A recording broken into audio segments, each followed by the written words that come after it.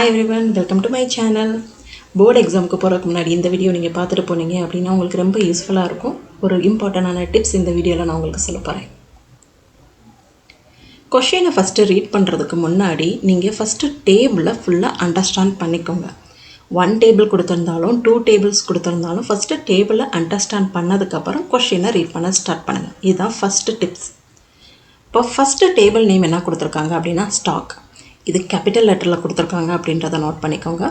Table name second table name dealers, இதுவும் capital லெட்டரில் கொடுத்துருக்காங்க. ஸ்டாக்ன்ற டேபிளில் எவ்வளோ காலம்ஸ் இருக்குது அப்படின்றத பாருங்கள். ஒவ்வொரு காலத்தையும் அதோட நேமை நீங்கள் ரீட் பண்ணி கொஞ்சம் புரிஞ்சு வச்சுக்கோங்க.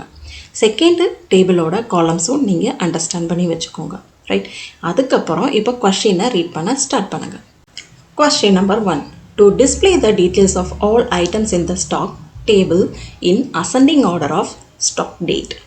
ஃபஸ்ட்டு நீங்கள் நோட் பண்ண வேண்டியது, ஒரு கொஷினை ரீட் பண்ணிக்கோங்க, ஃபுல்லாக ரீட் பண்ணிக்கோங்க. எந்த டேபிள்லேருந்து கொஷின் கேட்டிருக்காங்க டேபிளை ஃபஸ்ட்டு ஐடென்டிஃபை பண்ணிக்கோங்க. நம்ம இந்த கொஷினில் கேட்டிருக்க டேபிள் ஸ்டாக் டேபிள் தான்.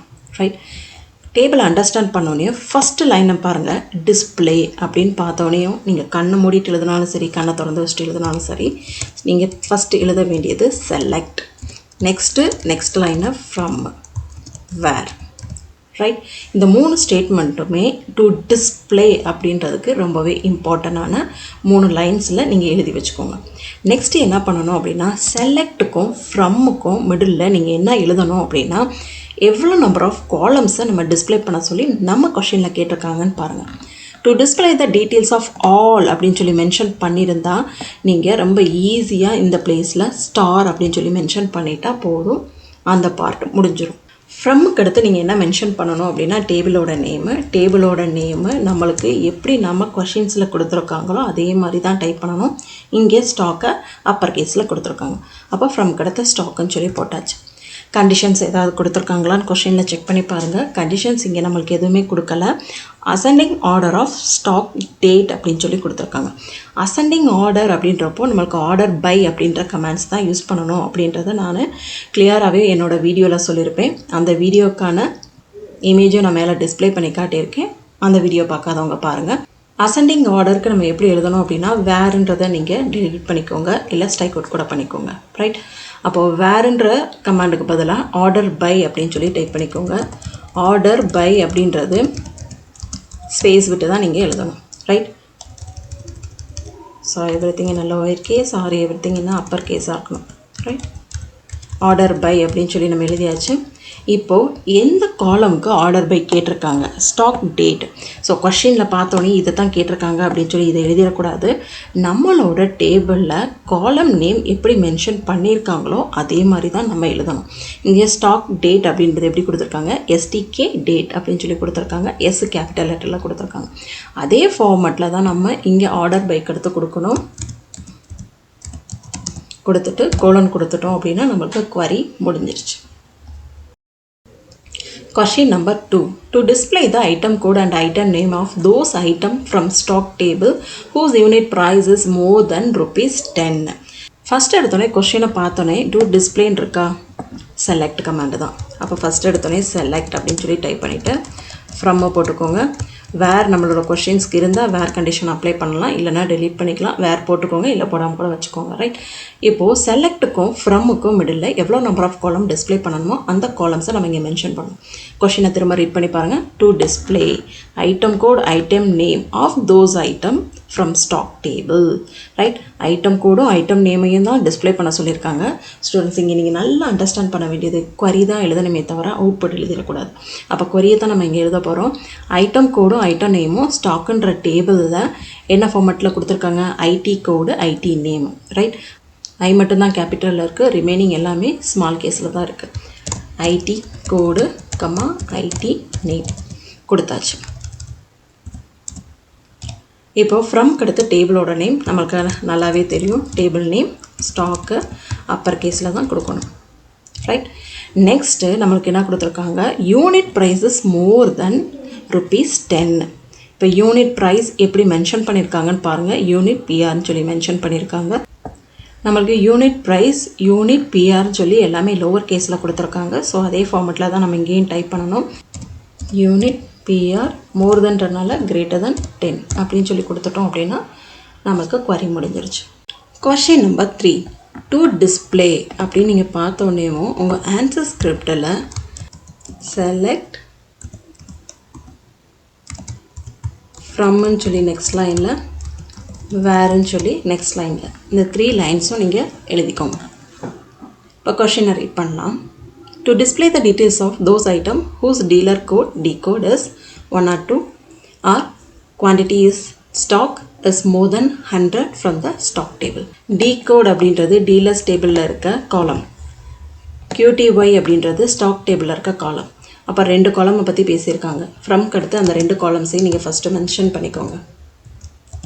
Dealers, right, comma, stock.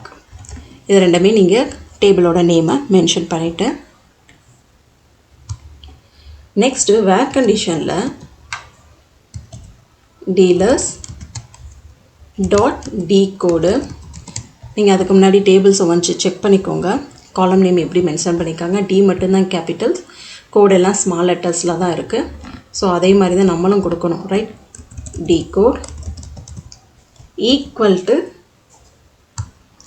Stock dot QTY, right. இந்த QTY டேபிளையும் நீங்கள் ஒன்ஸ் கூட செக் பண்ணிக்கோங்க. நம்மளுக்கு எப்படி கொடுத்துருக்காங்கன்னா Q வந்து கேபிட்டல் லெட்டர்ஸில் தான் கொடுத்துருக்காங்க. ஃபைன். நெக்ஸ்ட்டு நம்ம என்ன பண்ணணும் அப்படின்னா கொஷினை ரீட் பண்ணுங்கள். நம்மளுக்கு டீலர்ஸ் கோடு 1 or 2வும் குவான்டிட்டி மோர் தென் 100ஆகவும் இருக்கணும். அப்போ நீங்கள் இங்கே வந்து யூஸ் பண்ண வேண்டியது அண்ட் அப்படின்ற கீவேர்டை யூஸ் பண்ணிவிட்டு dealers dot D code, right, equal to 1 or 2 or stock dot QTY more than 100னால கிரேட்டர் தென் 100. இதை நீங்கள் மென்ஷன் பண்ணிக்கோங்க. நெக்ஸ்ட்டு கொஷினில் ஏதாவது டிஸ்பிளே ஸ்டேட்மெண்ட் கொடுத்துருக்காங்களா, display the details of those items அப்படின்னு கொடுத்துருக்காங்க. ஸோ எந்த காலம்ஸும் ஸ்பெசிஃபிக்காக அவங்க டிஸ்பிளே பண்ண சொல்லலை. ஸோ நம்ம ஸ்டார்ன்னு சொல்லி மென்ஷன் பண்ணிக்கலாம். கொரியாரில் தான். ஸோ இந்த மாதிரி ஸ்ப்ளிட் பண்ணி உங்களுக்கு எழுத தெரிஞ்சிருச்சு அப்படின்னா SQL query ரொம்ப ஈஸி. ஒன் மோர் மெத்தட்லேயே இந்த கொஷினுக்கு நம்ம ஆன்சர் பண்ணலாம், ரைட். இங்கே டீலர்ஸ் அப்படின்னு சொல்லி டேபிள் நேம் மென்ஷன் பண்ணியிருக்கோமா, அந்த இடத்துல ஒரு ஆப்ஜெக்ட் கொடுத்துக்கோங்க. ஒரு ஸ்பேஸ் கொடுத்து ஆப்ஜெக்ட் டின்னு சொல்லி மென்ஷன் பண்ணிக்கோங்க. ஸ்டாக் பக்கத்தில் எஸ்ன்னு சொல்லி மென்ஷன் பண்ணிக்கோங்க. நம்ம வேர் கண்டிஷனில் டேபிளோட நேம் ஃபுல்லாக டைப் பண்ணுறதுக்கு பதிலாக ஜஸ்ட் அந்த ஆப்ஜெக்ட் நேம் கொடுத்து நம்ம எழுதணும் அப்படின்னாலே நம்மளுக்கு கரெக்டான ரிசல்ட் வந்து கிடைக்கும். இது என்ன மீனிங் அப்படின்னா, ஒரு டேபிளுக்கு நம்ம ஆப்ஜெக்ட் க்ரியேட் பண்ணி வச்சுட்டு அந்த ஆப்ஜெக்டை வச்சு நம்ம உள்ளே இருக்க கண்டென்ட்டை வந்து ஆக்சஸ் பண்ணுறோம். அதுக்கு தான் நம்ம யூஸ் பண்ணுறது இந்த கான்செப்டை. நம்ம எல்லா டைமுமே வந்து டேபிள் நேமை மென்ஷன் பண்ணிக்கிட்டே இருக்க வேண்டியதில்லை. ஜஸ்ட் ஆப்ஜெக்டை வச்சு காலம்ஸை ஆக்சஸ் பண்ணிக்கலாம். கொஷின் நம்பர் 4, டு டிஸ்பிளே அப்படின்றது நான் கொஷினை பார்த்த உடனேயும் இந்த 3 லைன்ஸையுமே நான் ஆல்ரெடி எழுதி வச்சுருக்கேன், right. Select from where. Question இப்போ ரீட் பண்ணலாம். To display maximum unit price of item from each dealers individually as per the T code from the table stock, right. T code அப்படின்றது நமக்கு எந்த டேபிள்ஸில் இருக்குது அப்படின்னா டீலர்ஸ்ன்ற டேபிள்ஸில் தான் இருக்குது. யூனிட் ப்ரைஸ் அப்படின்றது நமக்கு எந்த டேபிள்ஸில் இருக்குது அப்படின்னா அது வந்து நம்மளோட ஸ்டாக்குன்ற டேபிளில் இருக்குது. அப்போ 2 டேபிளையும் ஜாயின் பண்ணி தான் நம்மளுக்கு கொஷின் கேட்டிருக்காங்க. அப்படின்ற போது நம்ம என்ன பண்ணணும், ஃபஸ்ட் எடுத்தோன்னேவும் ஃப்ரம்க்கு அப்போ நம்ம வந்து டேபிளோட நேம் வந்து மென்ஷன் பண்ணணும். டேபிளோட நேம் எப்படி கொடுத்துருக்காங்களோ அதே ஃபார்மேட்டில் தான் நம்ம வந்து அதை மென்ஷன் பண்ணுவோம். டீலர்ஸ் கம்மா ஸ்டாக் மென்ஷன் பண்ணியாச்சா. இதுக்கு நீங்கள் அலைஸ் நேம் கொடுக்கணும் அப்படின்னாலும் கூட கொடுத்துக்கலாம். ஸோ வேர் கண்டிஷனுக்கு அப்புறம் நம்ம என்ன பண்ணணும் அப்படின்னா லிங்க் கொடுக்க போகிறோம். 2 டேபிளையும் நம்ம ஜாயின் பண்ண போகிறோம். Dealers dot D code is equal to stock dot D code,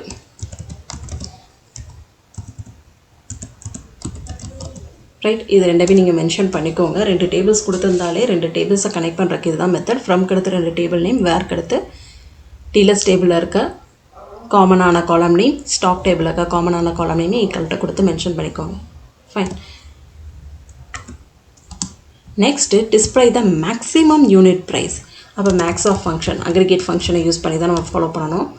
maths unit price நம்மளோட டேபிளில் எப்படி மென்ஷன் பண்ணியிருக்காங்க அப்படின்றது பாருங்கள். யூனிட் பிஆர் அப்படின்னு சொல்லி ஸ்மால் லெட்டரில் தான் மென்ஷன் பண்ணியிருக்காங்க. அதே ஃபார்மேட்டில் தான் நம்ம இங்கே மென்ஷன் பண்ணணும். யூனிட் பிஆர் மென்ஷன் பண்ணியாச்சு. நெக்ஸ்ட் நம்ம கொஷினை